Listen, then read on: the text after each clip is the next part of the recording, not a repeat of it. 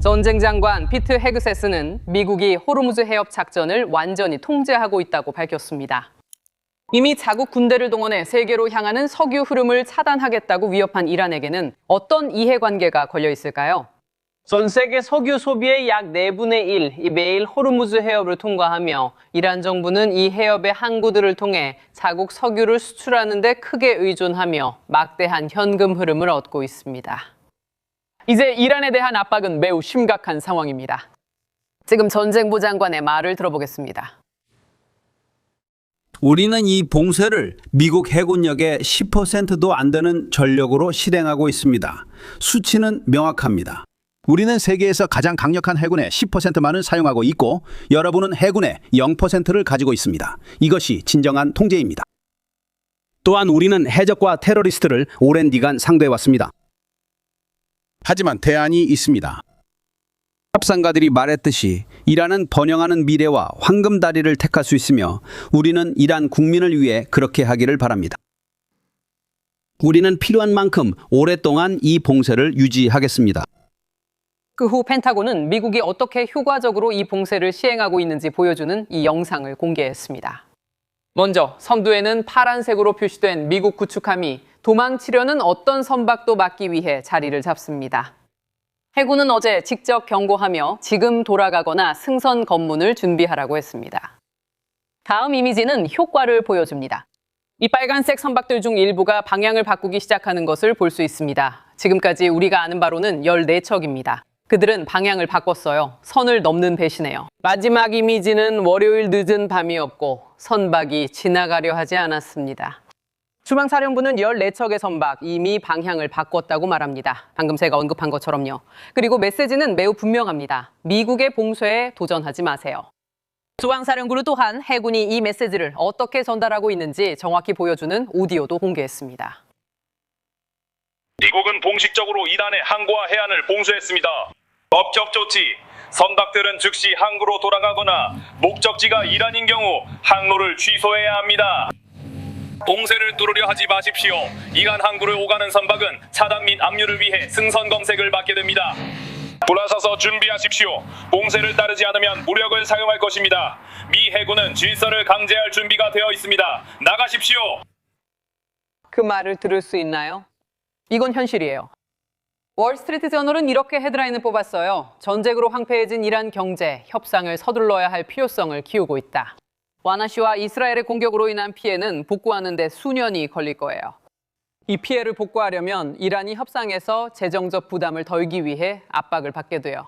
부통령 제이디 벤스, 제러드 쿠슈너, 그리고 스티브 윗코프가 다시 이 협상을 주도하고 있어요. 그들은 이란 협상가들과 통화하고 제안을 주고받으면서 돌파구를 마련하기를 기대하고 있죠. 아직도 두 번째 라운드가 주말에 열릴 수 있다는 얘기를 듣고 있어요. 아직 확정 소식이 없습니다. 퇴역한 해군 탑건 조종사 매튜 와이스 버클리가 곧 출연할 예정입니다. 먼저 워싱턴에 있는 수석 국가안보특파원 제니퍼 그리핀과 함께 시작하겠습니다. 제니퍼. 해리스 두 주간의 휴전, 이 4월 20일의 화요일에 종료됩니다. 이란 국영 언론은 이란 유조선들이 미국의 해상 봉쇄가 발표된 이후 오만해에서 목적지로 1,100만 배럴의 석유를 운송했다고 보도했습니다. 하지만 미 중부사령부는 봉쇄를 확대했다고 합니다.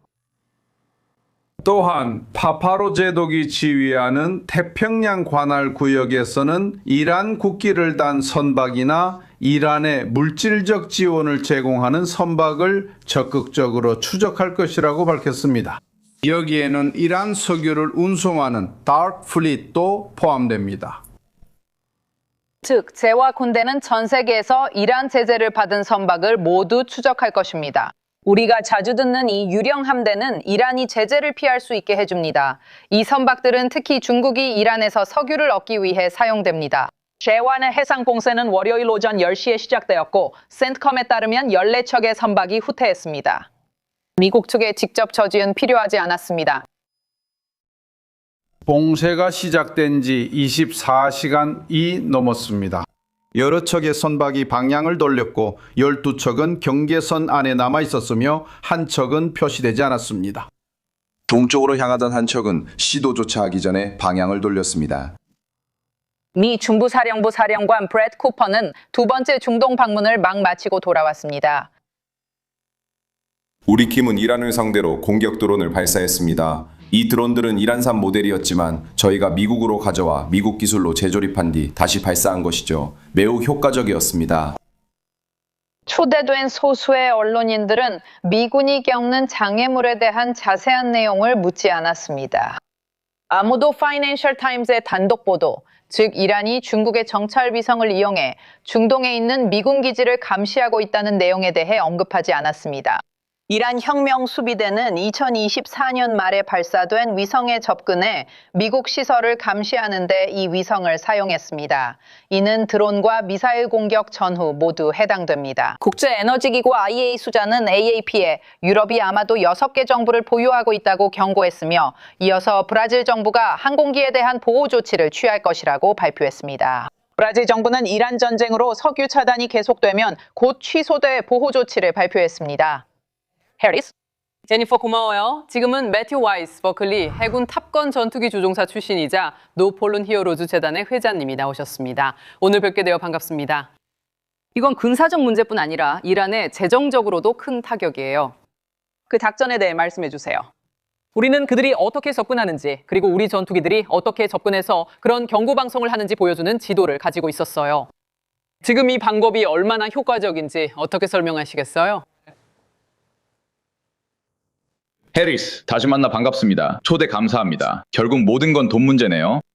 하루에 150만 배럴의 이란산 석유가 중단되었습니다. 만약 13일 안에 이 석유를 운송하지 못하면 유정을 폐쇄해야 할 수도 있는데 그렇게 되면 이란에 수십억 달러의 손해가 발생할 수 있습니다. 그러니까 이 일은 조만간 끝날 겁니다, 해리스. 왜냐하면 이란은 그 석유를 우선 내보내야 하고 그렇지 않으면 여기서 돈이 바닥나게 될 테니까요. 그래서 이게 제 마음을 움직입니다. 먼저 공군 친구인 케인 장군이 해군에 대해 좋게 말하는 걸 보니 제 마음이 기쁩니다. 해군의 이런 봉쇄는 정말로 효과적입니다. 그리고 해리스, 몇 주 전에 미 공군 수색 및 구조부대 슈퍼볼에 대해 얘기했었죠? 이게 해군의 슈퍼볼입니다. 저는 에이브러햄 링컨함과 키티호크함을 타고 호르무즈 해협을 항해했는데 국제 주파수에서 미 해군 구축함이 그런 말을 하는 걸 들으며 미국인님이 자랑스러웠습니다. 이것은 군인들과 IRGC 이란 혁명 수비대에게도 큰 영향을 미칩니다. 왜냐하면 정부의 자금줄이 막히면, 그리고 우리는 이미 다른 외국 정부에서 이런 사례를 봤듯이 급여를 받지 못하면 일부 군인들이 탈영할 수도 있거든요. 제 말은 그럴 가능성이 있다는 거예요. 당신은 그렇게 생각하세요? 100%입니다, 해리스. 저보도 여기 미국에서는 우리는 군대의 사기를 중요하게 생각하고 급여를 받지 못하면 아마도 그들은 싸우고 싶어 하지 않을 겁니다.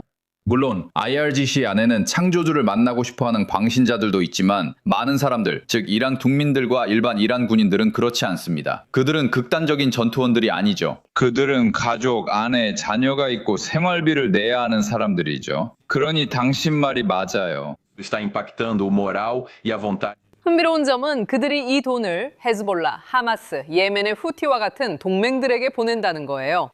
이제 이란이 호르무즈 해협과 자국 항구에서 들어오는 현금 흐름 없이 얼마나 버틸 수 있을지 지켜보게 될 거예요. 미국 해군은 항구 봉쇄를 시행하는 것 외에도 이란 정권이 그 해협에 설치한 기뢰를 제거하기 위해서도 노력하고 있어요. 퇴역한 해군 장교는 기뢰를 찾는 것이 마치 자기 집 마당에서 민들레를 따내면서 그 위를 밟지 않고 길을 내는 것과 같다고 말해요. 작동 방식은 이래요. 소나를 사용해서 기뢰의 위치를 찾고 그 후 기뢰를 탐지하고 분류하고 식별한 다음 무력화해요. 이 과정은 우리 군인들과 통과 허가를 받은 화물선들이 안전하게 지나갈 수 있는 경로를 확보해줘요. 그리고 여러 종류의 기뢰가 있어요. 떠다니는 기뢰, 닫혀 묶인 기뢰, 흡착식 기뢰, 자석으로 부착된 기뢰, 그리고 해저에 설치된 기뢰가 있죠. 이 모든 기뢰의 목적은 하나예요. 선박을 폭파시키고 탑승한 사람들을 죽이는 무시무시하고 치명적인 것이죠. 그렇지 않나요, 매튜? 만약 어떤 것을 파괴했다면, 하지만 이란은 그럴 시간이 있었어요. 모든 것을 예방 차원에서 점검해야 해요. 정말 큰 작업이죠. 맞아요, 해리스. 저는 우리 호위함이 이라크 기뢰에 부딪혔던 때를 기억할 만큼 나이가 많아요. 그건 정말 순식간에 배를 침몰시킵니다. 해리스, 이건 우리 해군 동료들 네이비 실들에게는 슈퍼볼바도 같은 일이에요. 이런 기뢰를 찾아내기 위해 배 옆에서 뛰어내려 해체하는 데 평생을 바치는 특수부대가 있습니다. 저는 항공대원이니까 그런 일은 그들에게 맡기겠습니다. 저는 3만 피트 상공에서 에어컨 바람 쐬고 있을 겁니다.